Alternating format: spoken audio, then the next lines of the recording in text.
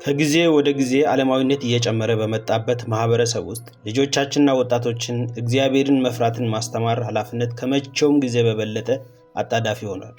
እንደ ወላጆች፣ አስተማሪዎችና የክርስቶስ አካል አባላት እምነትን በጽናት በትህትናና በእምነት መከላከል የሚችል ትውልድን ማዘጋጀት ቅዱስ ተልዕኮ አለብን። በዚህ ሁኔታ የጠቅላላ ጉባኤ ትምህርት መምሪያ በዓለም ዙሪያ በሚስዮናዊ ትምህርት ቤቶቻችን ለማጠናከርና ለማስፋፋት በትጋት ሲሰራ ቆይቷል።